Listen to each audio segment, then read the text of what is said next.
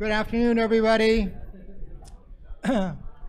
Despite the rain, we will get started in a moment. Let me just take a couple of minutes to introduce a little context for this event and this gathering. First of all, I hope all of my students in my class are here. You're supposed to be here. But we wanted this to be an opportunity to introduce what's going on in terms of blockchain generally in the community. And we've invited several entrepreneurs who are already veterans, I suppose, in terms of blockchain. And they've made a special effort to come here and be with us. And we want to showcase our student run organization, Blockchain at Berkeley. But before I go any further, let me introduce Professor Iklak Sidhu, who is the chief scientist and the founder of the Sutarja Center for Entrepreneurship and Technology. Iklak? All right, thanks. I'm here really I'm actually ditching my own class. It's actually going on. And I just wanted to see what's going on, and I wanted to welcome everyone here today and just maybe give you like 2 seconds of what we see going on and kind of how we're involved in this. Of course, this class, this is an event and it's class. The class part, and I guess to some degree the event part of it, we're hosting the class, and we're happy to be hosting the event. On the campus overall, I'll say I think, and okay, this is all, like whenever you say something good about Berkeley, then of course you have to be a little self-conscious because we're biased in our view here. But I would say that Berkeley as a campus is stronger in this blockchain area than any other campus that I'm aware of.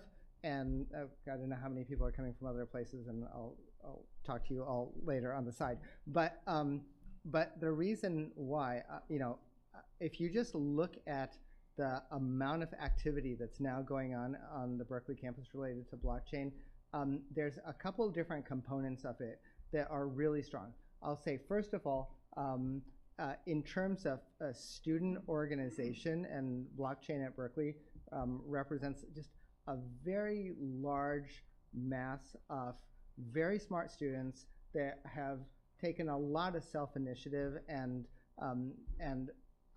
kind of form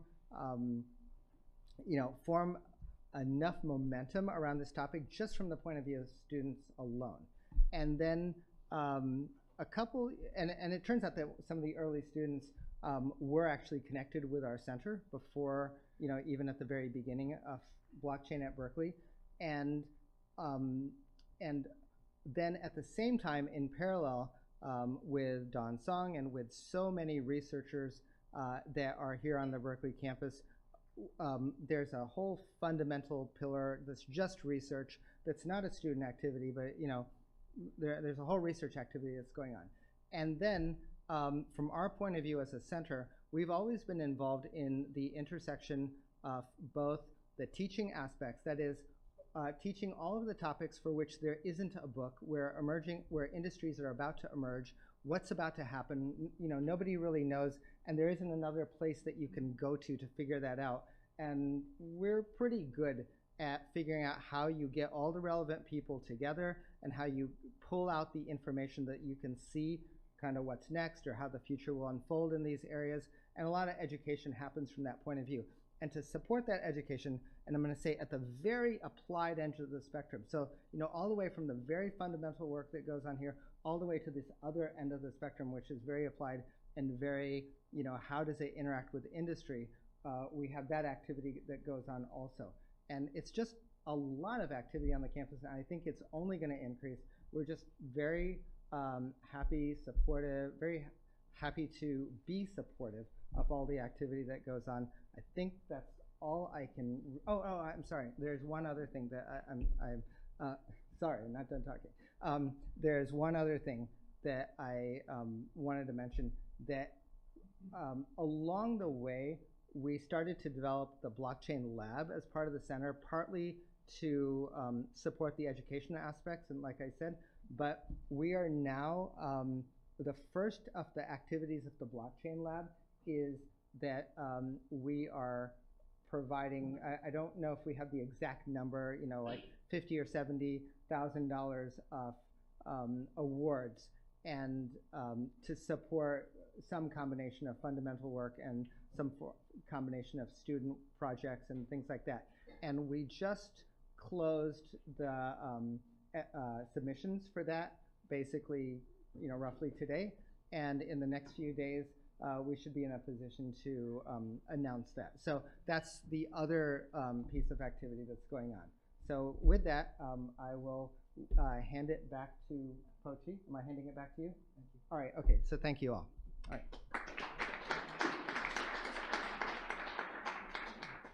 Okay, let me introduce Simon. Simon Chen is a good friend and a successful entrepreneur. He came to give a guest lecture at my class, and when I said I was interested in having more entrepreneurs who are working in the area of blockchain, he kindly offered to put together this panel discussion. So Simon, please, would you introduce your panel members? Let's all come over. Thank you everyone for coming here. Very excited. Today we have two groups of panelists. One from the industry entrepreneurs. We have in the middle, Diane Strader. Diane is the CEO of Verpact. It's a fintech company in real estate. They enable investors to invest in commercials through property improvement. Very excitingly, they are launching the first digitalized tokenized portfolio on Stellar Network. So we're very happy to have Diane here. She just drove up from LA today. Next, we have Dirk Kengiser. He is the CEO of CryptoWork, attacking blockchain problem from a very different angle. He is building a platform to accelerate and simplify blockchain application development for enterprise. Very interested in hearing more about like what's the problem in enterprise space, how the adoptions of blockchains in enterprise. And next we have Tony Lai. Tony also coming from a very different angle, also wears two hats as well. He is the CEO of Legal.io, company that built decentralized protocol to make legal access more accessible worldwide.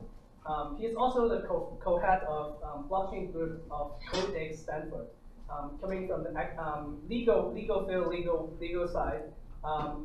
He is solving a lot of problems, or at least he is seeing a lot of problems in the blockchain space. So going to the host, today we have representative from blockchain at Berkeley. I'm very excited to have very experienced in terms of this space, because it's a very new space, but very representing different angles. We have Nick So, co-head of the education. We have Aswani Panda. He is a blockchain entrepreneur. We also have Subin Kotak, is the co-head of R&D from the group. Very excited to have everyone here. Today, the panel, the roundtable discussion is very different. We're not going to talk about ICO that much, in case you're wondering how we can raise money through ICO. This is not the focus. But we want to focus on something very important, the applications of blockchains, how people are actually applying blockchains in day-to-day businesses. So without further ado, I'll let you guys, each of you, talk about more about what you're doing and what problem you're solving with blockchain technology. Anyone can begin? Testing, are we? Oh, fantastic! I'm here. So I'll raise my hand and go first. So first, thank you so much for organizing this today. It's fantastic to be here. I'm excited because I love meeting other people in this space, and I love the conversations as they go out further than just the ICOs, because I think that's one aspect, but that's not the only aspect of these applications. So what we're doing at Third Act is we've created a new way to finance property improvements, and that is allowing a property owner to exchange a bit of their property's future sale proceeds for the funding of those improvements. We take those investment contracts, we aggregate them into a portfolio, so that we have actual returns that we can provide for investors. So the performance is certainly optimized by doing that. But then by tokenizing those portfolios, we can then allow for multi-investors to participate. And so that's essentially what we're doing. My name is Dirk Hengisser. I am, as you can hear from my accent, originally from Germany. I am the CEO of CryptoWork.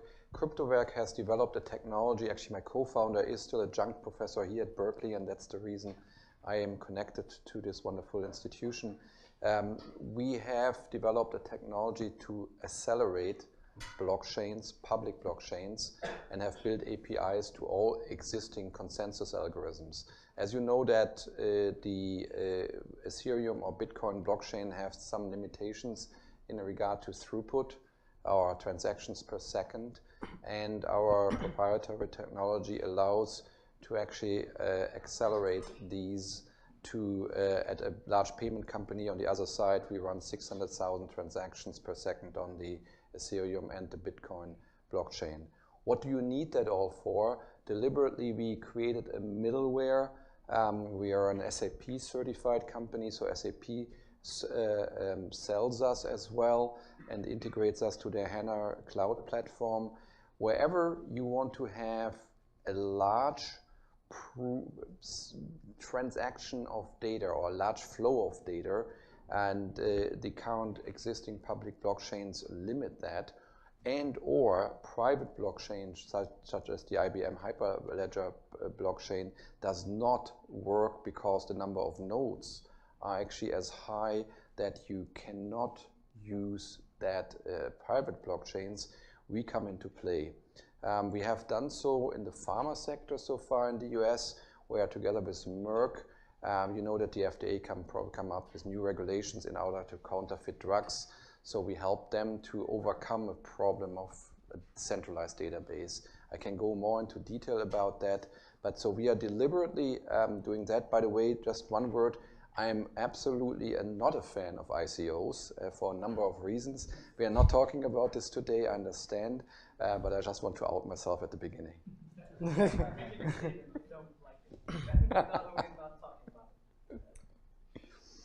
Thank you, Simon. Thank you guys for joining me up here. So my name's Tony. I'll just talk a bit about my academic hat first. So Codex at Stanford is the Center for Legal Informatics. It sits between the law school and the computer science department. And legal informatics is the science of information flow through the legal system.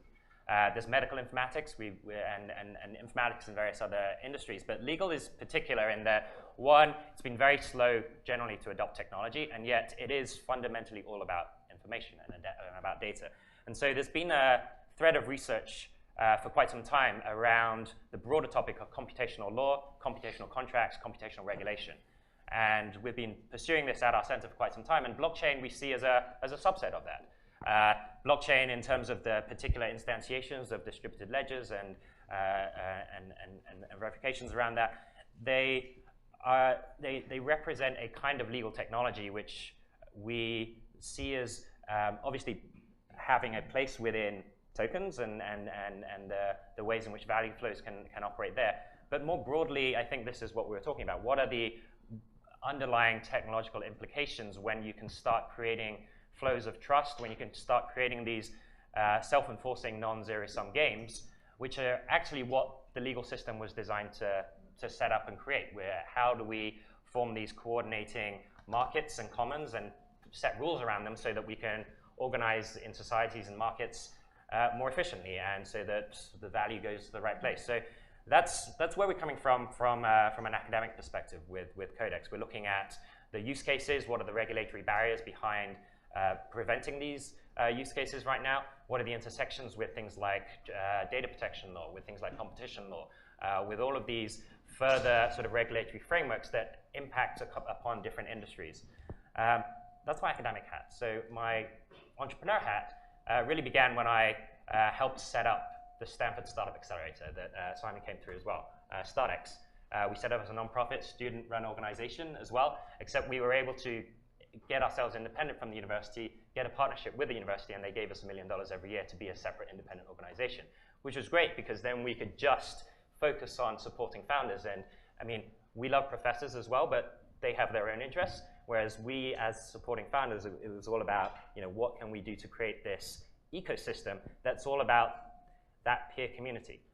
Now, there's broader issues there, I think, with what blockchain represents as well, because we're talking about this peer community where interests are aligned. I think that's one of the interesting things that we started getting into earlier about tokens, but tokens represent this very different way of aligning incentives amongst your participants. I think that's one of the powerful pieces around that dynamic. We're with my entrepreneurial hat on, putting some of these dynamics to play within the legal system. Legal.io, we're creating a token called Law Token, Legal Access Worldwide, and it's fundamentally about trying to realign incentives. The incentives within the legal system are somewhat skewed, where you have a lawyer who's incentivized to spend a bit more time than necessary, maybe. They're all sort of generally charging on this hourly billing model, and they're oftentimes not really that bothered with the end outcomes. I mean, they provided the service, and then what value they actually deliver often doesn't end up back in the feedback loop of what's ultimately charged. So that economic incentive framework, there's misalignments there, and we believe that by creating a token that realigns some of those incentives and allows for the scaling of legal services, so you're not paying for the hour, but you're paying for the product. That product can be reused in legal commons, and then creating more of an open source culture within legal. We think there's some interesting things to do there, so that's what we're doing at legal.io. Legal is one of the areas that we keep hearing there's a problem, that's a challenge we need to solve in basically every single blockchain applications in different industry. And I'm sure that's something we can go deeper into very soon.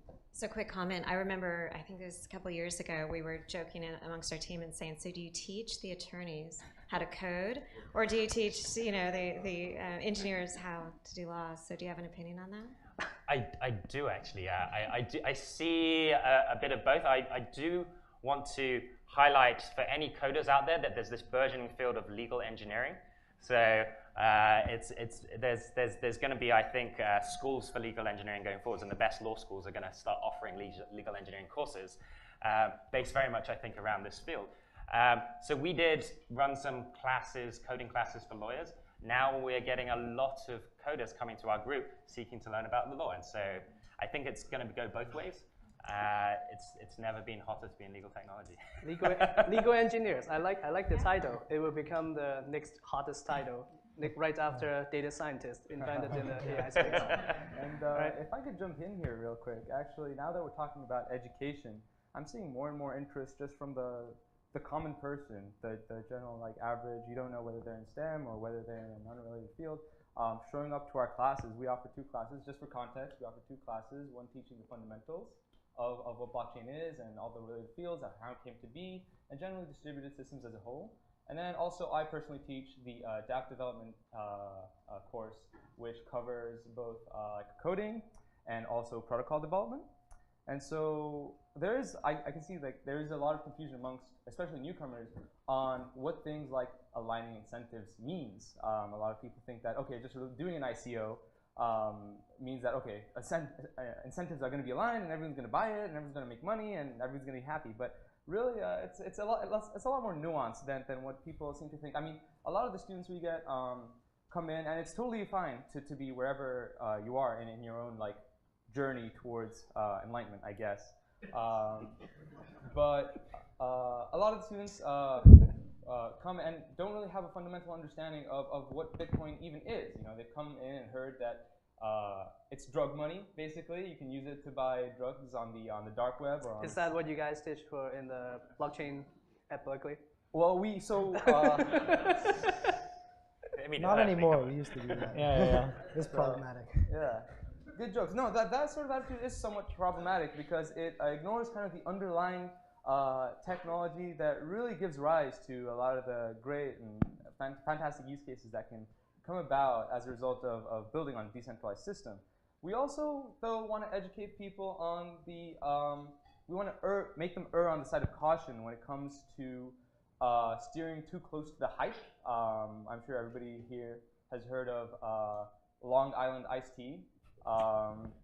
Switching their name to Long Island Blockchain or something like that, and having their stock skyrocket, and really digging deep into what use cases work on the blockchain and what use cases don't. And from a technological and developer standpoint, a lot of use cases actually don't work on the blockchain, and that's totally fine because we have already existing infrastructure that's existed, and it's been well developed for the last 30, 20 years. And it's fine to just build on that, and not everything necessitates the blockchain. And I can see a few of my students in the back and over here in the front just like nodding their heads. But yeah, that's really the ethos we try to push within blockchain at Berkeley, but also in our mission of education as a whole. Nick is the head of education, so let me help you do the introduction. Thank you. Oh yeah, so I'm Zubin. I'm head of research and development at Blockchain at Berkeley.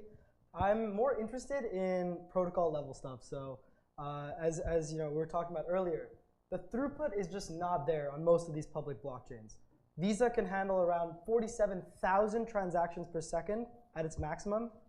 Bitcoin, which is supposed to be the global currency for everyone to use regardless of use case, can handle 7. So that's really, really bad. And what it essentially means is these systems which have so much promise can't deliver on that promise. So there are really cool, interesting things that are happening on this protocol level side. And that's some of the work I'm doing right now. I have a team of 4 or 5 people. We're doing crypto economics research. So that's basically the incentives that underlie blockchains and consensus mechanisms. And we're doing that research with Don Song and some other professors at the school here. So it's a really exciting field because you see that gap, 7 and 47,000. Some people say that means blockchains won't work. I see that as the opportunity, right, to create the future, to create like the protocol and the infrastructure that's going to be used for years to come.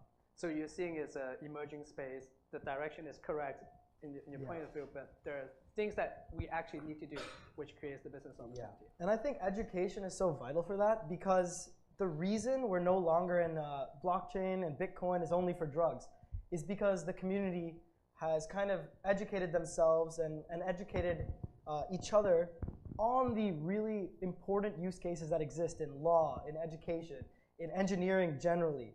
There's so many exciting use cases that are legitimate that I think education will bring us to that future I'm talking about. Yeah. Yeah. So I also teach the fundamentals decal, one of the 2 decals that we offer. So definitely education is very near and dear to my heart. As for the problem I'm working on, so if you guys read the news, you probably saw that Equifax, in their massive data breach, it's been recently reported that another 2.4 million people had their data compromised. And in the wake of that, there's been the usual tide of public outcry. People are saying that Equifax shouldn't have collected our data in the first place, and these people are right and wrong. They're right in the sense that there is no reason for all of this data to be centralized in one massive database with one central point of failure. All it took was probably 1 line of code for Equifax to have an enormous vulnerability. But they're wrong because the reason that we have this data is because it's immensely valuable in the world. Equifax powers a lot of credit reporting, which is really vital to fuel our economy so that agencies can make data science and machine learning models on who to give loans, when to assign credit scores, etc. So the work I'm doing is in developing a protocol to decentralize that machine learning and data exchange process so that we can never again have these like massive, like hundreds of millions of Americans having their data compromised and their identities stolen. I definitely agree with Zubin in that the future is there. Blockchain today, maybe not very useful. Like we say in Blockchain at Berkeley when we're teaching our students about use cases, we're 9 years in and there are no good uses for blockchain. But in the same life cycle of the internet, we would have only been at the 2000s. The dot-com boom as a parallel to the ICO boom. So I'm focused on like protocol layer development and figuring out what are the new and interesting things that we can do to make blockchain useful in the future. The usefulness is very interesting. Like one problem I talk to people like you guys is, you guys make blockchains so like a no-brainer. That's the right direction to go. But if you look at the news, look at a lot of high-profile people and say, no, that's a scam, that's like hype. So that's something really bothered me. Some people get it, some people don't. what's your personal like aha moment? When did you get it? Why do you really believe that blockchain is something you want to dedicate your time in and advocating it? Like, what inspired you? So first, could I talk a little bit about the hype? So I think the hype is actually a good sign, which sounds weird. I'm talking about excess irrational exuberance, and I think that's actually a good sign. If you look at the last few bubbles, and the whole history of humanity is a set of bubbles and hypes, right? If you look at, for example, the 1920s, it was a huge, huge hype that happened in American equities and just the economy in general that just crashed, right? But fundamentally, that was because America was burgeoning as a superpower, and that dream came true in the long run. Or even the 2000s, if you look at the dot-com bubble, yes, there was overhyped valuations all across tech, from every asset class in technology. But at the end of the day, tech has been the best performing field since the crash of the dot-com. So, I mean, oftentimes hype signifies very good things about the long-term prospects of something.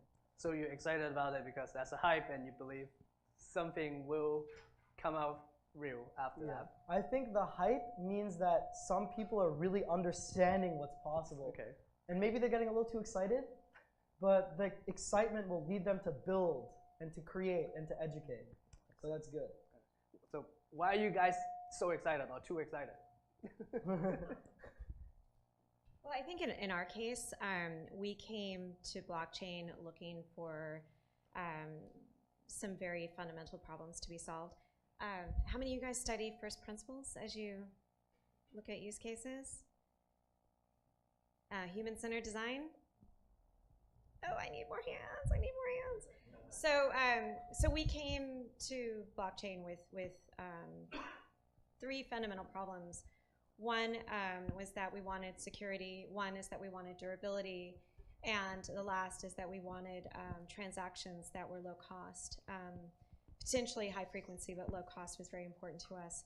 And so it was an interesting journey for us because we began initially looking at private blockchains.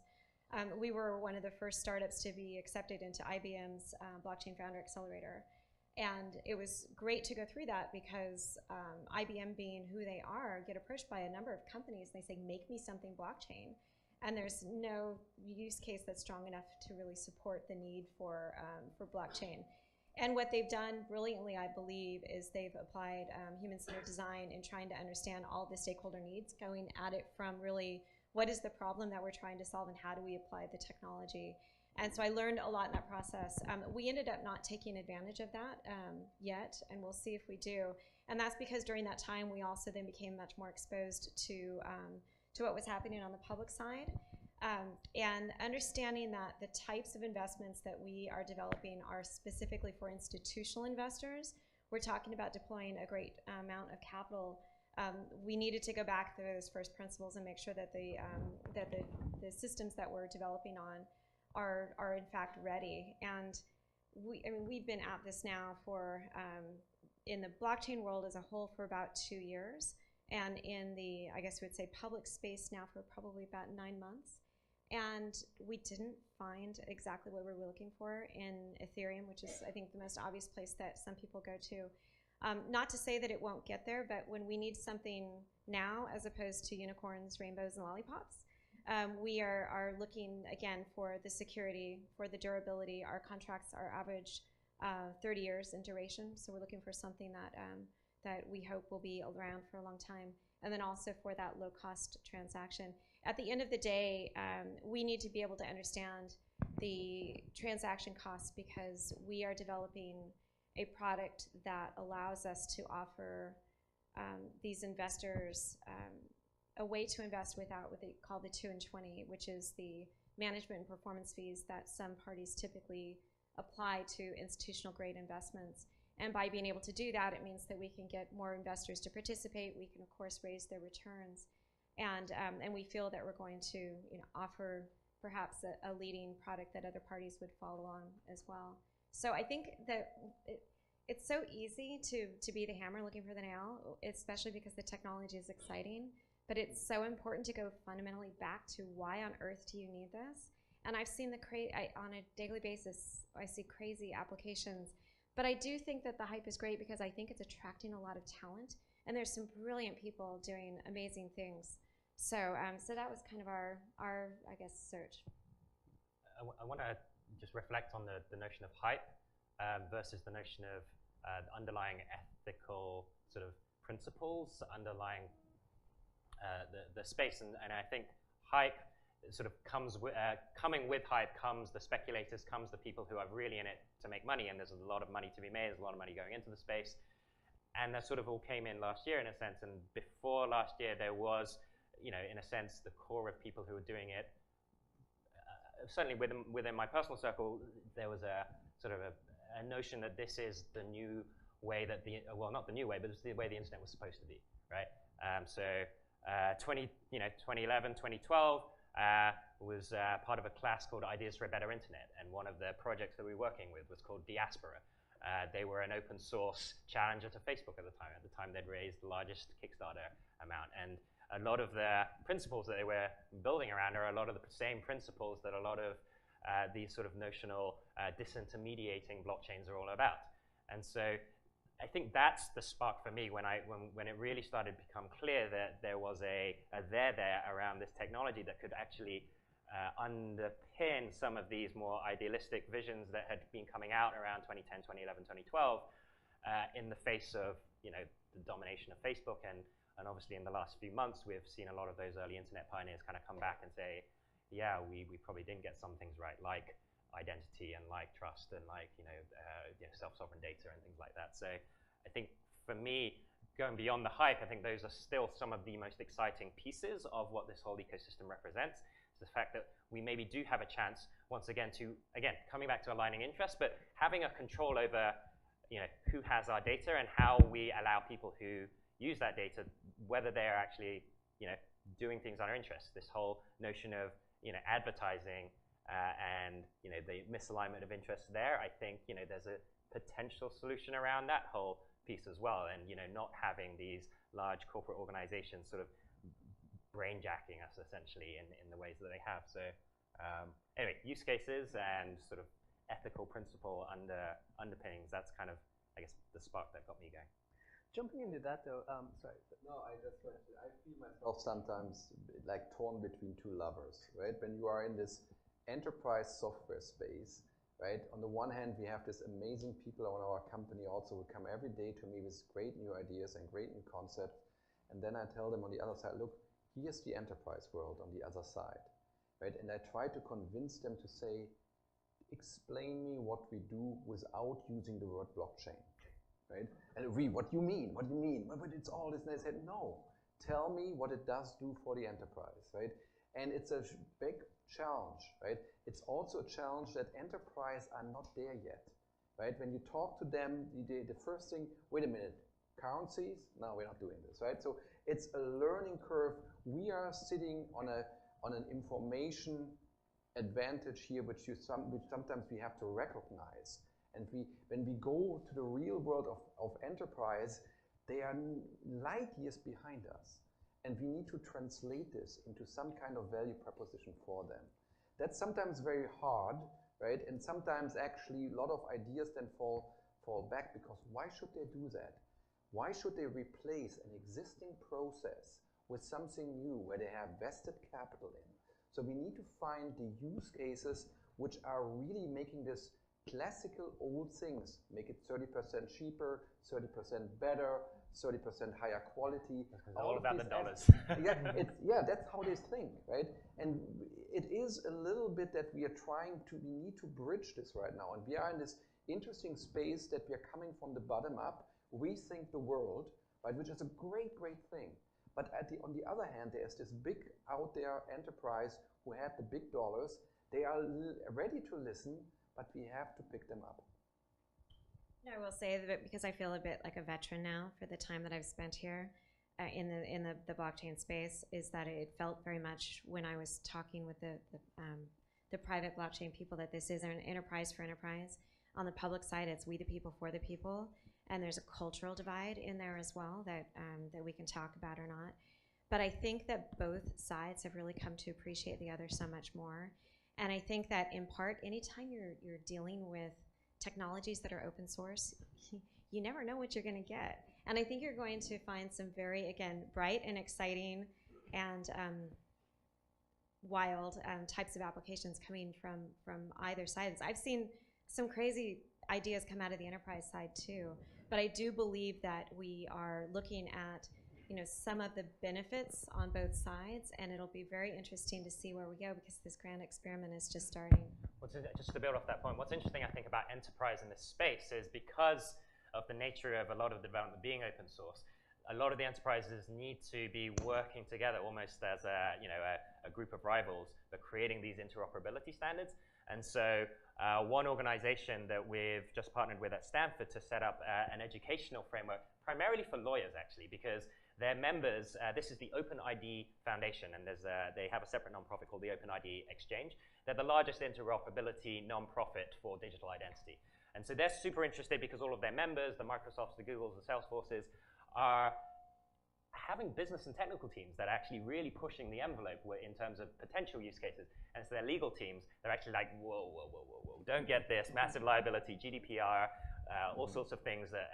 And so from an enterprise perspective, it's interesting the role that these sort of consortia are going to start playing. And that starts, there's a very interesting dynamic there also with self-regulation, which is kind of like, the big buzzword and watchword, not least with ICOs, but just I think generally within this space.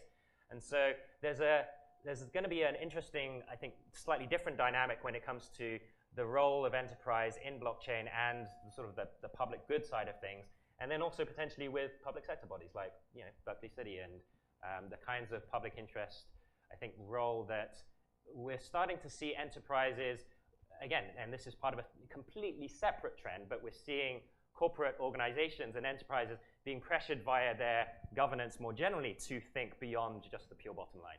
And so there's this very interesting intersection between governance more broadly of organizations on a very broad level and governance of blockchain ecosystems. And I don't want to go too far down these random tangents, but again, as a legal geek and to see governance suddenly becoming like the #1 watchword, I mean, I'm in seventh heaven, right? But it's, I mean, I think there are some really interesting threads and trends between this notion of where once upon a time you as an organization or individual could do something pretty much by yourself, but in this world it's all about coordination and partnership and working together with others. So for all the topics that we're talking about, if you guys want to get into deeper details, I want to make this roundtable discussion more interactive.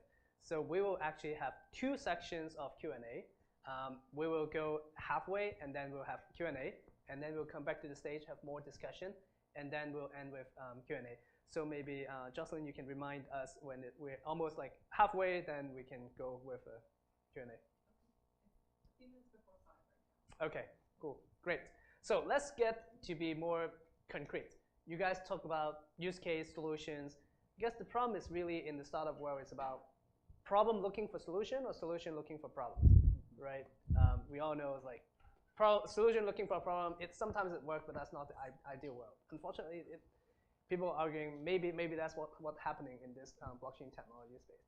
So share some space, some areas, some directions that you think these are the low-hanging fruits, or these are the interesting, most promising areas that entrepreneurs, students should jump right into with blockchain technology.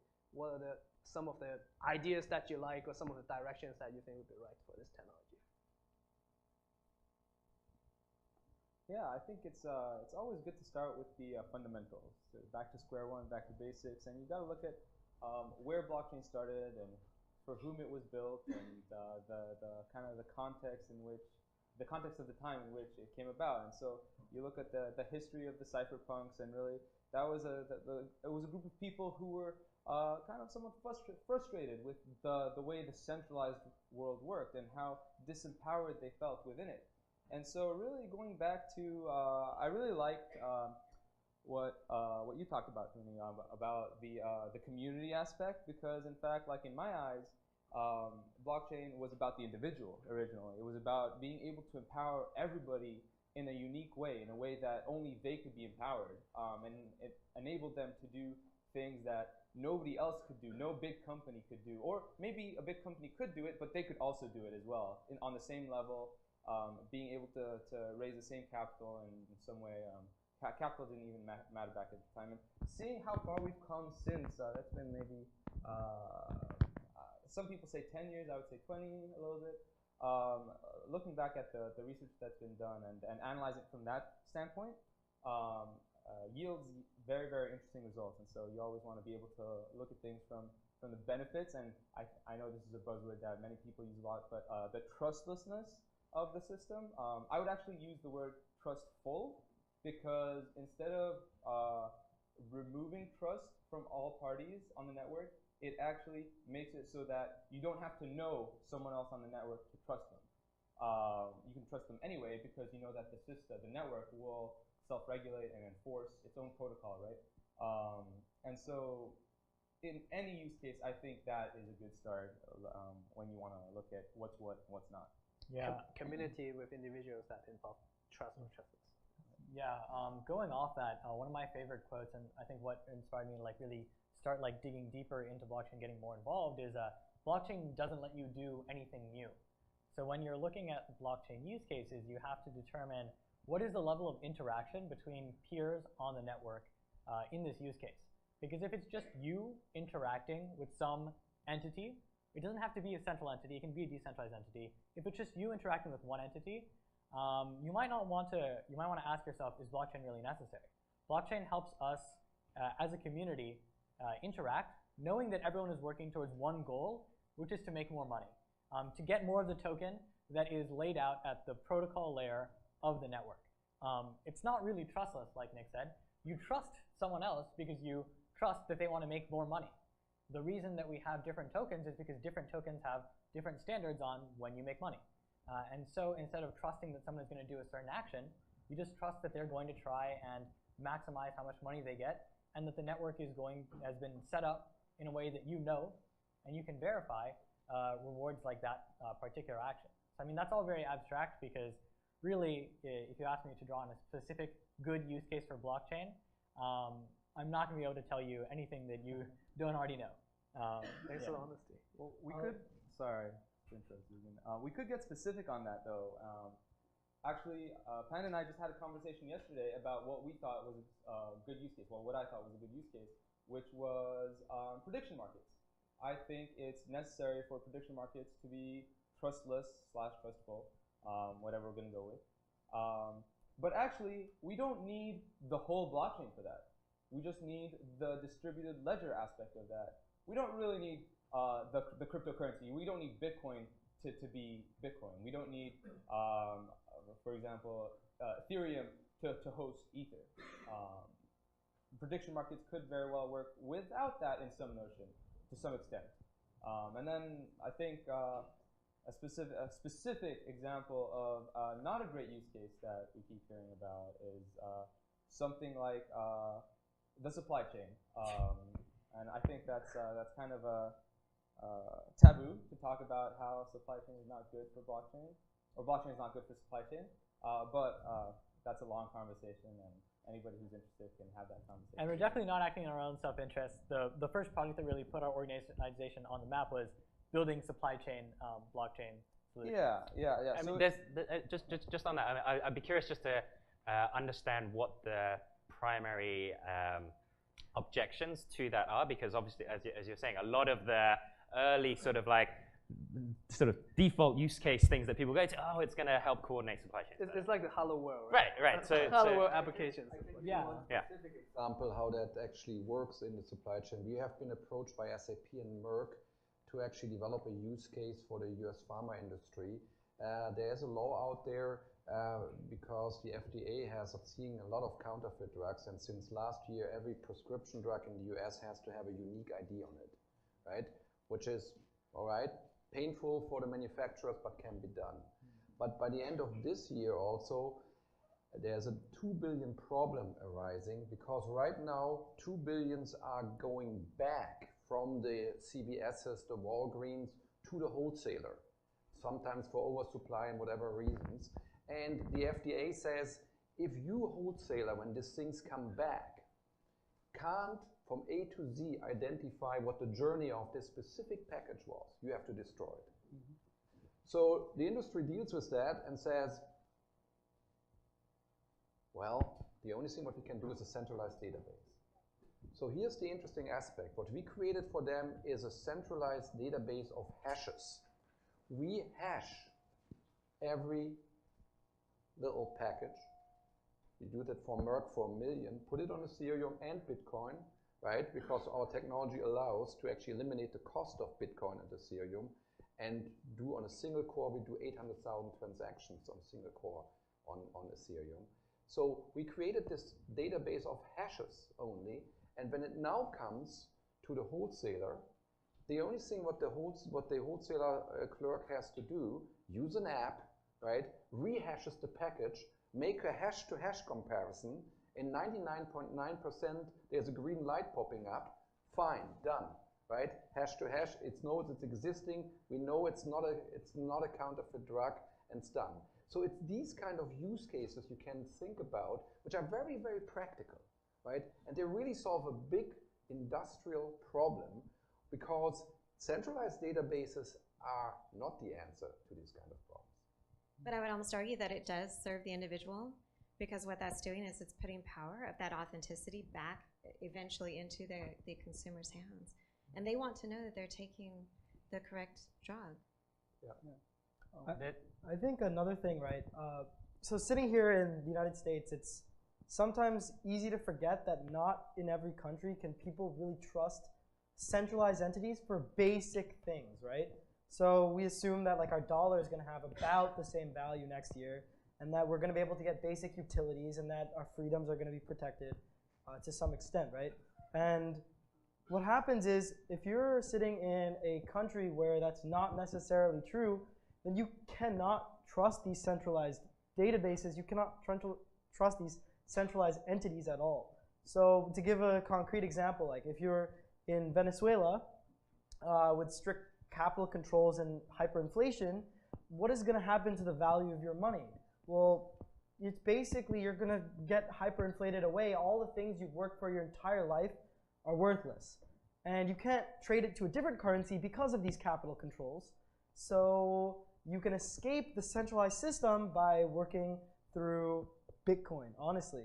And that allows you to hold some relative value of your currency and escape capital controls. And I know it sounds subversive to laws and regulations, but in some places laws and regulations serve only the purpose of the government and not individuals. And so that's an example of a time in which you cannot trust a centralized entity, and where blockchain actually makes a lot of sense. Yeah, Petro, right? Yeah.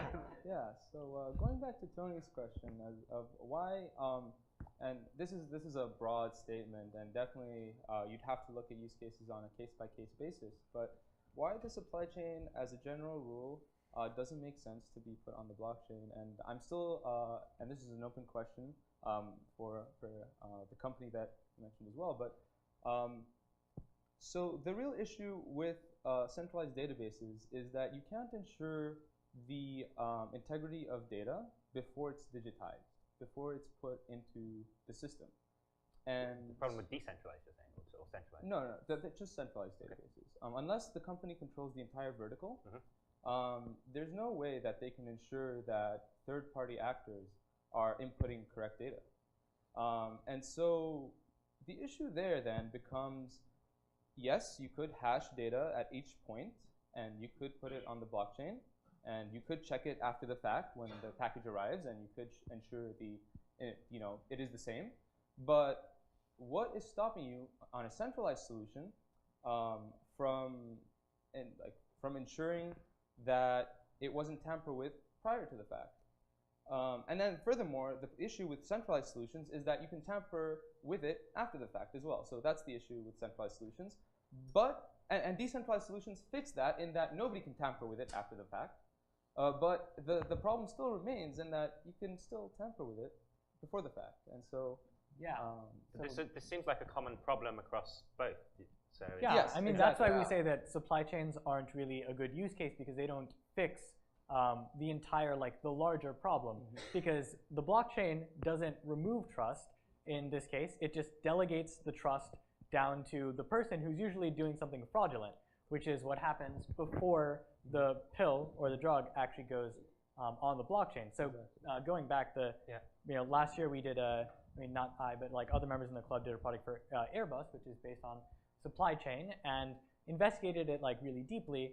So many solutions, like RFID tags based on proximity sensors, like hashing and rehashing onto the blockchain, checking again before and after the fact. So many measures and countermeasures, and none of it actually fixes the problem that you just can't trust the person who's digitizing the information unless the company owns that person. If the company owns that person, you're back to the same problem of having to trust big pharma. Yeah, but in a way, at least you know where the problem is. Yeah. Right? That is already an important one, that you reduce where the problem lies. Because the problem with all the supply chains in my mind is that if you otherwise it can be everywhere. Now you at least can pinpoint and go backwards. I think the other thing is when you're dealing with natively digital assets, then I think that you're going to find that that trust or trustless system is going to work better than when there's friction of real world assets that are otherwise involved. I just want to clarify, their opinions on supply chain do not hold. We don't have a... For everyone at Blockchain Blockchain Berkeley does not endorse any of these opinions. So this is a very exciting debate discussion about one of the areas of the use cases. As you guys know, there's really like hardly can tell which one is the best answer, which one is the best solution. Let me open up the first part of the Q&A. If you guys have any questions, raise your hand. And do we have another microphone, or should we just... I can just shut it up. All right, shut it up. Cool. So this is a question for Dirk. You mentioned that your blockchain solution is like really fast and has like hundreds of thousands of transactions per second. Yeah. I also heard from the other side of the panel that it's currently limited at 7. Yeah. So can you talk about how you've solved that scaling problem with the things that you've implemented? On a very high level, I can talk about it because, of course, it's IP and partially it's patented. What we came up with is a bundling technology of a Merkle tree forward and backwards. Basically, we bundle transactions together, take 1 million, create a super hash around it, and only store the super hash in the blockchain of your choice. However, that's only part of the story, and there are different ways to do that. What we can also do is when you are part of this 1 million hashes, position 500,001, we return to you what we call a smart stamp. So for you, and this smart stamp mathematically proves that you indeed, as on the position of 500,001, and there are nuclear launch codes in front of you and marriage certificates on the other side, right? They don't, it's only hashes, right? That you have a mathematical proof that you are indeed in the Ethereum or Bitcoin blockchain. By doing that, you eliminate the throughput problem, and you also eliminate the cost, because the actual cost which we bear as cost of goods sold, we bear the cost of the Ethereum blockchain, because we divide $1, let's say it costs $1, divided by 1 million hashes, so the individual cost per hash is negligible. So can you use that data and prove to others that your transaction or that your balance exists in that ledger? Yes, without us. You don't need our technology. You can prove that independently. We give you a mathematical, you get it. The smart stamp is a hex code where you can prove exactly mathematically that you are in the blockchain. Okay, that's cool. I guess as a follow-up question to that, is that not a natural extension of like a Bitcoin protocol? That is a strategic question, what you could do. And if we would be brave enough, we would open source it. But I'm still too young for doing that yet. So, I mean, from a technical perspective, I'm curious, just a follow-on question on that, is this akin to the things that, say, a Blockstream or a Lightning Network are sort of trying to do, or is it very different? Yeah, it's very different, because when you look about Lightning networks, they put what the name says, they lighten up the consensus algorithms. So the more you stack it, the lighter it gets. We do not change the property of the underlying blockchain. Just a quick comment on the question. So one is on the supply chain side. Last week I was at an investor conference, and basically 32% of current the investment in blockchain is going into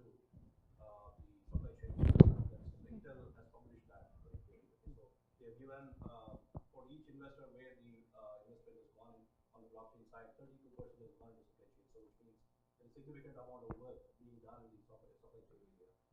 The question I have is, I think you were mentioning that you were working with IBM, on the Hyperledger solution. So if you are coming from the enterprise side, is there a complete stack that is available for an enterprise to pick up and develop something today? Do you see that there is an end-to-end stack an enterprise can use and develop? So we're actually working with Stellar, not Hyperledger. We have explored Hyperledger. But I will say that IBM is working on some absolutely fantastic projects and such that we've seen. So that's out of scope of what we're doing. But I have seen some really interesting examples of what they are doing within that space. Well, let me just raise the question. I don't know what the opinion of private blockchains overall is. For me, I don't get my hands around this, right? Because I always understood the beauty of a blockchain is indeed the concept of public blockchains. Well, if I create a club of people who have supposedly then trust in each other, well, that eliminates the core principle of blockchain the way I have perceived it. But I'm still learning, and IBM is a big, mighty force, of course, and they will all teach us that it's good enough if you create a club of banks together again, and then we are, however, come to the old system, so to say. But I will say that there's some regulatory restrictions that require some of these parties to either keep their data within a certain jurisdiction that otherwise might limit the application of a public blockchain. That being said, having a consortium, something akin to R3, they can do some fantastic thing together. We were talking about community and bringing different parties together. I don't think that there's one size that fits all. Sure. Just something that I think is interesting from that sort of hybrid or private blockchain is wherever there's like cross-organizational workflows that need to be facilitated, but where there is still value in having those organizations be these trusted entities, at least maybe during a transition period or otherwise, then that's some of the role that the more sort of permission-based blockchains, I think, can play. Sure. I mean, I'll just say I see some people here who I've taught in class before, and they'll know my opinion on this.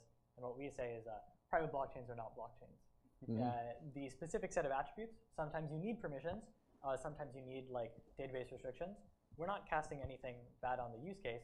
It's just that if you have these restrictions, there are perfectly good alternatives that have already been explored before that would be better for you than using a private blockchain. Just my 2 cents. Private blockchain are actually very lousy databases. Yeah. Going back to the technology side, infrastructure, I guess there's a lot of interest in it. As Wendy, you mentioned, it's an emerging technology. There are a lot of space that people can develop, and we hear the similar things in enterprise space. You guys need to develop patent technologies into it. So what is missing in the blockchain R&D? What's the gap? What's the limitation right now? What's the potential limit that we foresee for the applications that you guys hope to implement on blockchain? What are these limitations? I would definitely say scalability. Going back again to this whole idea of throughput. If you want a public blockchain, you want one because you want everyone to be able to be involved. But if you limit the number of transactions per second, you're inherently limiting those who can be involved, right? And so I think that scalability, there's so many avenues that you can explore. Whether that's sharding, which means having a specific set of people responsible for every single part of the validation process and splitting up that so you can have more throughput. Or whether it's Lightning Network and payment and state channels, which is basically taking some work off of the blockchain and having it done kind of between individuals. Or whether that's consensus mechanism work. So that's proof of stake and other different algorithms that are basically going to replace, in my opinion, proof of work and allow for a lot higher throughput. Once you can have the Visa type of scale on Bitcoin, then you can basically reliably put it for any application, whether that's enterprise or whether that's public or whether that's for government, law. I think all of it will be possible once you have that scale. Yeah, I mean, I would say, sometimes we say the biggest challenge in scalability is interoperability, which is the ability for you to actually have standards and work between different blockchains. I mean, if you go online and Google it right now, there's probably some blockchain for like local organic food markets or something. How is anyone on that blockchain going to operate between technologies with other people? And we also say, you know, scalability does get fixed in the long term, right? Zubin and like everyone else who does research on protocols, like they're definitely going to crack all these problems and increase throughput to Visa's level eventually. It's just a question of how fast they can do it. The thing that doesn't get solved in the long term is applicability. Today, you could create a use case, and whether or not there are 47,000 transactions per second or 7, more likely than not, that use case is not going to work for blockchain. So Zubin's definitely correct. You need to fix throughput, but I think in the bigger picture, you need to fix this idea of applicability and interoperability, because those are things that you can't just say, in time, we'll fix. Yeah, I have 2 things to go off of that. So the first is also privacy. A lot of people think of privacy as like, this is drug lords trying to launder. That's not how privacy really works in the blockchain space. In my opinion, I think it's more important than that. If you're an IBM or you're Amazon and you're working on some kind of public ledger and transacting with other individuals, and another competitor finds your public key, then they know exactly who you've been working with and what you're doing with your money, with your funds, and they'll have a huge advantage, right? There's a lot of reasons why a public company and a large, very legitimate organization would want privacy in their transactions. And so having the current system of like pseudonymity, although it's good, it's not good enough. And I think there's a lot of very promising technologies that are working in that area. So homomorphic encryption, ZK snarks, etc. I think going to be very interesting in privacy realm. So that's the first thing. The second is, I think that Panda and Nick are a little bit pessimistic about use cases. I think the most interesting use cases are ones that we have not thought of yet. And they're ones that you can't possibly say are bad because you don't know what they are, right? So that's true. That's why we're saying the ones right now. So I agree that some of the things people, you know, because there's so much hype, people know that they're going to get funding, they're going to get millions of dollars in their ICO if they put a shitty use case, sorry for my French, on blockchain, right? They're going to get so much money for that. And so people are putting a lot of bad use cases on blockchain, but that doesn't mean that there aren't really solid use cases for blockchain. No, I even have to admit that like there could be a viable, like a very, very good supply chain use case, and there probably may already be one. But in the current scheme of things, going back to what Panda was talking about, interoperability and viewing that as a scalability issue, because you don't hear that very often. Interoperability is itself like a separate issue. And then thinking of that in the context of what we were talking about earlier, giving a solid example, we were talking about ICOs, and I was chuckling to myself silently because just today we assigned the midterm for the class that I'm teaching, and that midterm is to get the students to all program their own versions of ICOs. And so the issue that comes up with that is that interoperability is a big problem. When you put out an ICO, if you don't adhere to a certain standard, some people may use your tokens and send them to an address that may or may not exist, and then all of a sudden you find that, oh, hold on, that address is actually not, actually points to a contract that cannot manipulate the tokens that I have sent it. What does that mean for my token sale, right? What does that mean for my company? Say I have 100 tokens that I've just dropped, I've just released to the public, and 5 have now been locked up in a contract that nobody can access. Well, that's a problem. And that's a problem we're still facing today. All big ICOs have had numbers in the hundreds of thousands probably locked up in contracts that basically they'll stay there forever until the end of time. Until the blockchain goes offline. Yeah, these are not just hypotheticals. I was talking to a company. Do you guys agree from the industry? Yeah. Like tokenizing the portfolio, you guys envisioning this? So like 50% of like all transactions, 49% actually in like the last week or so were through smart contracts, and of those, over 3% were just lost. it's not like a hypothetical problem. It's extremely real. 3% might not sound like a lot. When you expand to the actual size of those transactions, that's literally millions of dollars just like getting lost because people don't know how to write code. Yeah, and so I see this as a sort of generalization of this broader problem. Interoperability, like things going wrong, it's sort of this this governance issue, this broader issue of how you spend the monies you raise as a governance, how the different individuals in this sort of this ecosystem without a central party to set the rules. How do you go about having those rules created, right? And so that all of these unforeseen issues can be dealt with. And it's all this sort of iteration process. And then on top of that, you've got this whole framework of smart contracts that are being coded in different languages. So again, an interoperability issue. And then how they actually interact with real-world jurisdictions is also a big area of undetermined sort of uncertainty right now. And so again, from the perspective of sort of governance, how a particular smart contract, let's say somebody does contest it. Well, you can say, oh, well, the code like says that, you know, I own it, so you can't really contest it. Well, if it's several $1 million, someone's still going to contest it, and they're still going to take that to court. And then the judge is going to be saying, well, does this smart contract actually apply within my jurisdiction?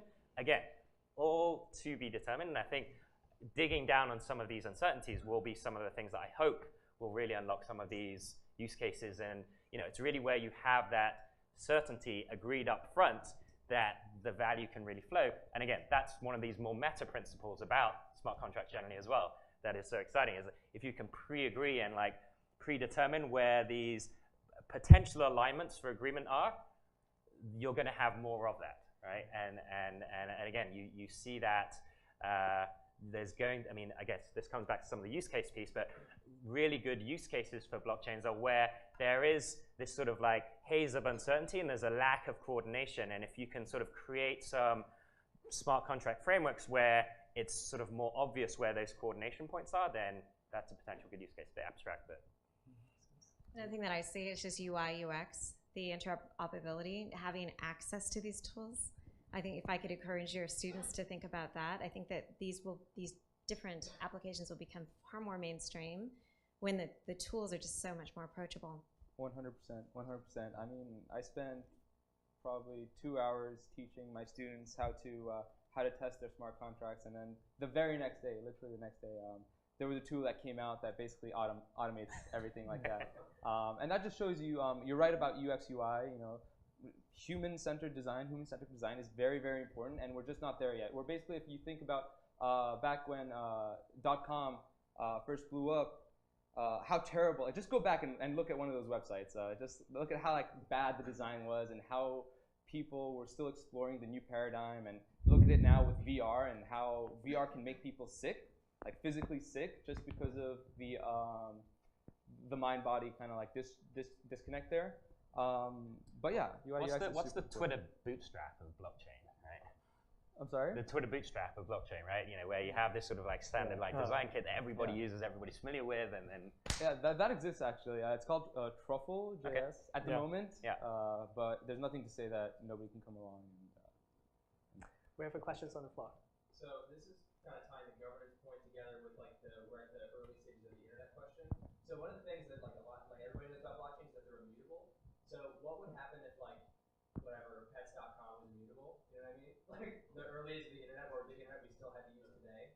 So how do blockchain companies think about that? If they're designing things that would be around forever, like do we have to solve these governance challenges really early, or do we have to like think with this super long term in mind? Like how do you guys think about that? Well, blockchain is actually not immutable.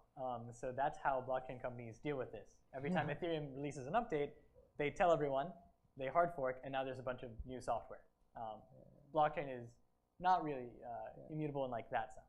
Yeah, you can program like upgrading toolkits and standards and ways of operating into your software. So it can be immutable that your contract is upgradable, but that allows you to upgrade the contract to the next version. I answered it in a different way. I actually, in one use case in the enterprise sector, I told the customer and said, okay, if you are afraid of Bitcoin or afraid of Ethereum, why don't we write into both parallelly? Because the likelihood that they fork at the same microsecond is 0, right? Yeah. So because we can, right? Because throughput is not an issue anymore, cost is not an issue anymore. So that's a different way of looking at interoperability, right? The other comment I would like to make is maybe when we talk about this, maybe we want to think about public consensus algorithms, right? Because we talk about blockchain as Bitcoin and Ethereum, but there are no new things coming up, and very clever mathematicians will probably come up tomorrow with another consensus algorithm. The question actually is, why do we actually right now trust Bitcoin? Why do we trust Ethereum? Why don't we look at Hashgraph, for instance, in a, yeah, maybe interesting, right? So what does it, why do we rely on these, that they are immutable, trustable, right? That's an interesting question which we still have to resolve, right? Maybe because of the established, because there's a lot of money behind Bitcoin, there's a lot of money behind Ethereum. Is that the answer why we trust them? So actually, going on that point of having multiple different contracts written, it's actually a really good idea, and it's part of Phil Diane's PhD thesis at Cornell. It's called Hydra, and it's actually a good idea, right? So the whole idea of blockchain is to have no single point of failure. And in some ways, if you have all this money funneling through this contract, and just one contract and one version of it, it acts as a single point of failure.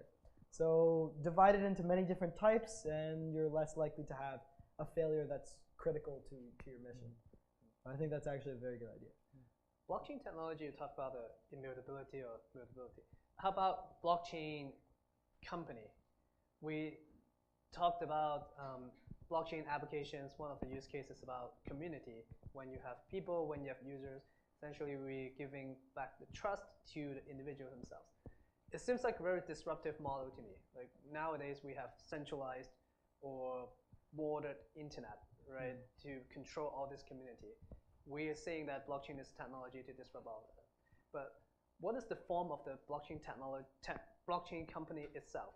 Would it become yet another big non-disruptable company, or is it even possible to have a blockchain company that exists, or is this just a technology, a project, which no one's owned? How do you guys see the formation of a blockchain company if we need to start one today? So yeah, this is actually a really interesting question, because the whole point of blockchain is disintermediation of these large centralized entities. But I think that if you're able to create some kind of blockchain solution, even if it is a disintermediating one, then there's a lot of different things and services and consulting work and other types of services you can offer around that ecosystem you've created, right? So for example, Ethereum, now that Ethereum exists, it's out and it's live, the only way the Ethereum Foundation, quote unquote, makes money is if the value of their Ether tokens go up. But having created Ethereum, now they have this basically platform by which they can offer other services. And so I think that it's quite a monetizable field. And I think there's a lot of interesting things to be explored. Just to build on that, I think there's an opportunity here for rethinking the future of organizations, full stop. When we're looking at an organization that's trying to build, in a sense, a protocol or some sort of decentralized sort of public good, I mean, there's organizations that have generally supported other open source projects that we can look to, like Red Hat on Linux or something like that. But then you're seeing a lot of these foundations, their mission is to build this sort of public interest good. And so, we've advised companies that, that really don't have a separate corporate entity. It's all just run through the foundation. There's also a new movement of steward-owned companies that are kind of building off of this sort of purpose-driven benefit corp sort of legislative framework that sort of came out over the last 5-6 years.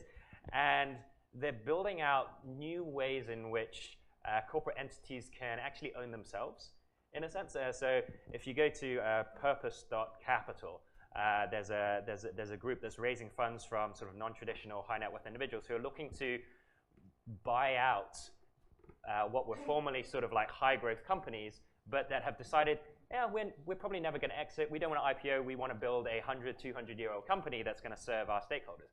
I'm curious as to what extent that kind of an organization, especially when paired with an ICO and a larger ecosystem, people who want to believe that your organization isn't just about making the shareholders of that corporation super rich, but is about continuing this entity that's there to steward this larger ecosystem over 10, 50, 100 years. Essentially, we might be creating a new way new kinds of organizations, and I think it'll be very interesting to explore these intersections between a decentralized ecosystem of participants and a slightly more steward-owned, steward-operated, purpose-aligned corporate form as well.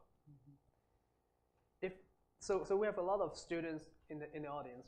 We have a lot of people interested in being in the blockchain careers. If you guys need to give career advice, to be very practical, if students want to join this workforce, be it on blockchain product manager, blockchain developers, or whatever, basically get involved in the blockchain career, what's the best advice? How do they equip themselves? Can I do a big quick plug for an event, and generally go to as many events as you can. Join as many project-based meetups, groups as you can. These guys are doing amazing things. I've been watching everything they've been doing, and it's phenomenal. But take part in projects. So in 2 weeks' time, there's something called the Computational Law and Blockchain Festival that's taking place in 40 cities all around the world. We're having a local node in San Francisco at the Impact Hub. If you're interested in just learning from scratch or just taking part in a project team, there's going to be challenges with prizes from the Enterprise Ethereum Alliance, from Monax, from a whole bunch of blockchain-related companies. And it's bringing together lawyers, hackers, and policymakers to sort of hack on things together. So that's in a couple of weekends. But yeah, my advice generally is just go to as many events and get involved in as many sort of little side projects just to give things a go as you can. There's a good event plug-in. Well, I think it's going to take an interdisciplinary approach. I think that it's not just the tech. It's certainly going to be a variety of different ideas and concepts. That's what makes this sing. And so I don't think that there's just one silver bullet. It takes a variety of ideas and a variety of perspectives. Know everything, basically. There you go. Or know people who do. All right, we have questions on the floor. Yes. Yes, thank you. This has been a really interesting combination of the academic side and private side. I really enjoyed that interchange, and I think I've learned a lot from it. And I think there's a lot of honesty that's coming out of it as well. And so I have two questions. One is about this concept of business use cases and ROI. So for the panel, can you point to any single project today or a business case where you have a positive ROI occurring that's publishable, that's been published and we can read up on it? That would be useful to know whether we're all talking about concepts here, we're talking about real world. And I encourage you to focus on enterprise. I think enterprise is a $4 trillion business that continue to grow. They have a lot of things on their plate, and so you have to break through that. A big part of that is the cloud strategy, the digital transformation strategy. There's a lot of things happening, but if you can get to the board level, you can introduce blockchain in a way that shows a business use case. It's really cool. So that's question number one: is a real published ROI with a positive impact. Question number two is really for the founders of these companies. What is the largest pain point you have today? Is it operating capital? Is it resources? Is it vision? Is it just getting people to believe in you? So that would be my two questions. I'll take the first question. And this might sound surprising. I love CryptoKitties. Absolutely. So I realize that it's not maybe an enterprise solution, which was kind of what you were gearing towards. But I do think fundamentally solving the ability to have a digital non-fungible asset is beautiful. It's an amazing piece of code. I came from the games industry originally in my career, and so I like the fun and the jabs and such that they have on it as well. But from a technology perspective, it's amazing. Imagine having a digital asset, this CryptoKitty, of course, that one owns, and then taking that asset to a different platform. Okay, for right now, these are collectibles, I guess you could say. But what if I wanted to take that design and use it to publish art, out of, or if I saw that there's another way to create other types of entities out of that IP. I think that it's a brilliant example. I love the team. I think they've just done fantastic work. CryptoKitties. CryptoKitties. Yeah. The reason why I think Ethereum it was, right? Yeah, but 17% of their assets, of the network's assets and such were held up in that, I think at the peak, I don't know what it is now. Right. But and then you talk about it being commercialized. Heavens, I think a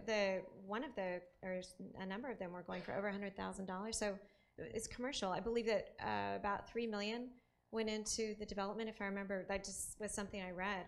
I believe they're profitable. Yeah, and it's not a token. It's not like an ICO at all, and they're like very, very profitable. The team does pretty well for themselves. Just taking a cut of the revenue. I give you two examples, actually. They are very soon publishable. One is, and they're all inefficient, regulatory, boring stuff, but you can make money out of it, right? And I'm very boring. Like, I just look, where can I make money for a startup company, right? One is that for the largest online pharmacy in Europe, they are receiving from their patients a prescription by mail because they're legally required. And their return, well, they're 30 to 35% cheaper, but their return takes 4 days, right? Because from the order from the patients, putting it in the mail, getting it back. So we created an app for them. They actually create an immutable contract by taking a picture of the prescription. And then they make a very simple, scratch it out, invalid, and take a second picture. That is enough under the regulatory aspects in some of the European countries that the online pharmacy immediately can send out. So they reduce the 4-day time to 1.5 days, right? Which is a significant saving for them, point one. Another example, a very large country in this world, the tax returns and the tax authorities require that receipts shall be digitalized, whatever they want, if you want to have a tax claim, right? Now they have the requirement that all these receipts, in order to, it should be put in the blockchain. A huge throughput issue, right? We talk about millions of transactions per month. A very boring use case, but a wonderful one where the blockchain actually, at scale, if you can do it, can be used. I think the other thing is, so Blockchain at Berkeley, we have a consulting arm as well, and we work with a number of Fortune 500 companies. The thing is, given that these projects are so in the early stage, a lot of them are extremely private, they're NDA, they're in the R&D branches and held under lock and key. Because if you have a use case that gives you a good ROI in a burgeoning new technological field, the last thing you want is your competitor to know about it. So there's a lot of exciting stuff, and if you have the opportunity to do consulting work or work with enterprise on these solutions, you're going to be introduced to a number of really exciting people and projects going on. The problem is right now a lot of these are very private and very research oriented. So any other questions on the floor? So when the second part of your question, you had asked about what are our challenges, and I would say I would love to see just more come out of pilots or out of, I think that we will be able to create more interest as a whole from the community. There'll be more talent driven into the industry and such, but I would love to see, especially on the enterprise side, I don't want to see things stuck kind of in that pilot-itis. I would love to see more things come into commercialization. I think one of the challenges we're seeing is also, and this is as founders and just being in the ecosystem, is that there is a lot of noise. It's hard to pick out the signal. And so one thing is things are moving so fast. Two, there's a lot of people who are trying to make their name off the back of probably not too much foundation, but essentially sort of parroting things. And we're seeing this especially in the sort of regulatory legal field. So it's one of the areas that we're trying to work with a few sort of trusted entities, MIT, Stanford. There's a few folks who've gathered together research, and we're going to create a sort of an open access, sort of more agile journal framework that can sort of be very, very lightly peer reviewed. But that's certainly been a challenge. There's just so much noise. I'm happy to send all of you a white paper which we recently created. We just picked one vertical, the utility sector, pretty boring sector, right? And we just went through it analytically and said, where can blockchain be applied to the current utility sector and their challenges? And we found too many, and then we reduced it to a number of real ones, and we're working with a couple of utilities, especially for microgrid structures, how to actually apply blockchain in that specific sector. So it's public, right? I can send it to you. It's a non-confidential white paper. Thank you. That's great. So where we will be in 5 years in the blockchain space? Well, what comes after the boom, right? I don't know where we're going to be, and I think anyone that can predict that is, going to own the future essentially. But my best guess is that a lot of these questions of use cases are going to be really fleshed out. There's going to be people already using, especially enterprise, already using things with millions and billions of dollars already going through legitimate usable use cases. The scale is going to be a lot higher than it is today, and I do think that the hype is going to be less. One of the big things I think we will have is self-sovereign identity and personal data stores, in a sense that will allow for, and this will partly be with the interoperability question solved, the ability for us to take our data and our identities and go from one ecosystem to another. And that, I hope, is going to be a default to the extent anybody's keeping you within their walled garden and preventing you from escaping. They're just going to, be a dinosaur. That's my prediction. Yeah. Yeah. I want to tie this question back to the pain points question, and also back to the jobs. How do you get jobs in the blockchain space question? So right now, one of the biggest pain points that I'm not a blockchain founder or CEO, so I'm maybe not the best authority, but from what I've been able to gauge, is that there's a lack of talent. There's not enough people who know what they're talking about, not just in terms of blockchain, because knowing about blockchain is like part of the puzzle here. You need to know cryptography. You need to have knowledge in the legal side. You need to have knowledge in enterprise. You need to be able to think about, think about use cases. You need to be able to program. You need to, list goes on. And so not enough talented people have really entered the space or are still struggling because it's so impenetrable, and part of that is education. And so what I find is that putting in a little effort now goes a long way. And so really, if you want to make your mark, if you want to go out there and get a job, work for one of the big blockchain companies or even a blockchain startup, now is the time to do that, because 5 years from now, that may not be the case anymore. 5 years from now, we may have fully fledged university 4-credit courses, not just here at UC Berkeley, but across the US, across the world. Everybody will know what blockchain is and isn't, and what it can do, and how you can do it. And everybody will be keyed in, and the UI, UX will have improved, and so it'll be a lot more accessible, which is without a doubt a good thing. But it also is something to keep in mind, that you should really, getting involved now is the biggest move you can make in the space. With that in mind, I also want to plug another event, if that's okay. Frontier Innovations, their deadline is March 7th, so you can apply with a project which may or may not get seed funding for $250,000. It's backed by Monero's Fluffy Pony and Indiegogo, their ICO division, so check it out. Yep. I predict in 5 years we'll see more women in blockchain. Yeah. Yeah, we're having a conference or something called like She 256 as part of blockchain. Yeah, good joke, right? Good joke. Very good. So definitely, women in blockchain, important. Third event plug of the last 10 minutes. I mean, yeah, it's the most important one, probably. Yeah. One last prediction. I think we're going to see a lot more local community-based sort of blockchain ecosystems, to the extent that these templates and frameworks that can be forked will be applied, and we have this education layer.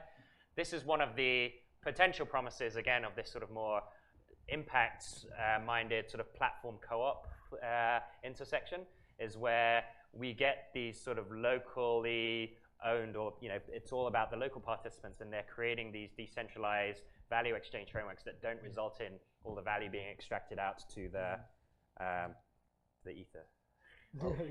My prediction is that if the oldest problems which we currently talked about will be overcome, and we can truly establish digital trust around every data entry, around every data point, that will be a massive move for the world in general, because once you actually can know what the data was at a given point in time, fraud will be significantly reduced as a consequence on all kinds of levels. So that's already a very good and important outcome.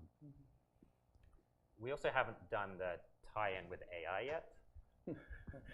But to the extent, building off of that, the trusted data layer, I mean, to the extent that blockchains do become these massively distributed databases of all this, verifiable, authenticatable data, how we provide access to that and consent to get to that on the basis that AIs are potentially not going to be all controlled by corporations, but there might be some sort of personally controlled AIs as well that are helping us interact more generally. I think there's going to be some very interesting intersections in terms of generally AI, but also personal AI and how we personally make use of that. Yeah, just to jump in on that, I don't know whether I can say this, but as a student, I founded a little blockchain startup. I would say the biggest challenge, and we're actually at the intersection of like AI and blockchain as far as this entire distributed data store. I'd say like a big challenge, going back to your question, getting like respect and everything as a student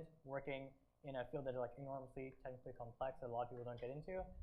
That's not really the biggest issue. The biggest issue is that even in a space like at Berkeley, where we have blockchain at Berkeley, Stanford's just across the bay. They also have a ton of brilliant blockchain devs. The issue is still finding people, not just who want to like work on your project, but who you can like talk to in an open exchange and really like develop your ideas in like a community of people who are willing to talk about it. So like things like this meetup where we can all talk about like blockchain. The more of these that we have, the more that we're able to validate our ideas and push things forward before we have to get to the messy stage of actually deploying tokens, seeing how things are validated in the real world. Very inspiring predictions. And we can open up for a few more questions before we come to an end. Really exciting talk, so I really enjoy it. But I have a question. It's when we're talking about blockchain as a decentralized, right? What do you think, especially if blockchain become more and more successful, the government's role? The government, especially I'm talking about not the big country like Venezuela, but then like U.S., China, EU. What will happen? Well, I was in Dubai at the end of last year. So Dubai has a smart city initiative where by 2020, the entire region will be essentially on blockchains. And it's interesting because they are combining public and private, but a lot of it is private because Dubai is centrally organized. But it's really fascinating to see how they're applying this. One is in identity. Two, it's in inter-department communications where one department might not either be as familiar or might not trust the other department as much. And so to create these types of solutions they feel is very interesting. I think that they're leading now. It's funny because while I was out there, of course, they also announced the new city that's being developed in Saudi Arabia as well. And so there's almost an arms race, I think, to create digital societies. And I think it's really exciting to see what we can learn, particularly between this balance of public and private and the different applications and who it serves at the end of the day. I think it's going to be a really big question. What's the biggest legal challenge right now? Is it data privacy versus transparency, or is it, what's the biggest legal challenge for governments, for blockchain businesses? I think the biggest issue, at least what I see, is that there's concern from the governments of these digital assets being traded above borders. That's what I would say. How do they either have transparency on that? How might they control or be aware? I think two other ways that governments are going to get involved, or it's going to affect the governments. The first would be that, currency aspect. We haven't really talked too much about currency, but I really do think it's not a bad use case. It makes a lot of sense, and I don't see any reason why you can't have a blockchain-based dollar, right? How that would look remains to be seen, but a lot of people say, oh, well, that could be used for money laundering, or it's untraceable. I mean, it's more traceable than cash is, right? So I do see a lot of positives in that direction. That's the first thing, currency. And then the second thing that I think is important is standards, right? Tony was talking about law and how you're going to have a set of legal contracts that are operated by code, But again, people are going to talk about how that code actually interacts with the real world, and that's a big place governments are going to be involved. And you know, I think that it's also going to affect the way governments interact, right? The way they interact with data, the way that they interact with the public, given that there's a lot more checking and there's a lot more verifiability of the data and the things that governments say and do. There's going to be a lot more transparency, and I think that leads to a cultural shift that changes the way the government interacts with citizens. Just want to build off that point. So I think it plays into this broader civic technology movement that we've seen organizations like Code for America advance so well. The role of government with respect to private sector actors is evolving.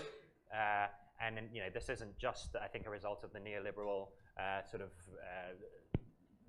blanket over the world, so to speak, but there's a genuine re-examination of the role of government in a world where we as individuals are able to take more agency and potentially are moving out of this sort of vertically integrated industrial economy to a more sort of peer-to-peer, we are going to have to be agile and learn multiple careers sort of future. And so I think government as a whole, in how they look to set up their citizens, as well as look to set up their organizations and businesses operating within their boundaries, they're going to look to have much more of this porous, sort of more complex interaction with private sector actors. Yeah, just taking both of these ideas to the extremes. Who's heard of futarchy? Futarchy? F-U-T-A-R-C-H-Y. Yeah. So it's this idea of like, now that you have a platform that's decentralized and can run computation in a decentralized way, and perhaps you can find a way to agree on certain standards, well, why don't you just program your own government that can run by itself, dictated for the people, by the people, that can enact change in law, can decide the outcome of a court case, can decide where to allocate funding, can decide what social programs to implement, all written up. Obviously, it's very complex and hasn't even begun to be thought about yet. There's some papers, but I think the path there involves a lot of like interrupts or like human function calls, essentially, along the way until it can be all automated. Yeah, the dream is to have this. We touched on AI. We touched on this would be a form of AI, I would say, but not really. Anyway, I just wanted to put that machines of loving grace. Yeah, I mean, a lot of potential, but there also are risks. Very dangerous. Like, for example, on the Bitcoin blockchain, there is a Chinese ASIC farm that mined 6 blocks straight. It's pretty easy for governments to intercede in the current, like, sort of fragile, like, baby bird blockchain environment and just sort of take control. So that's just something to be mindful of. All right, so let's end our roundtable discussion with AI blockchain governancy. And I would like to thank you once again for everyone. I know that you guys are super busy, very tight schedule. Blockchain is so exciting. There's so much stuff you guys working on. Really appreciate the honest, transparent discussion. Hope that you guys have fun and it's informative. Thank you. Thank you very much for coming. Thank you.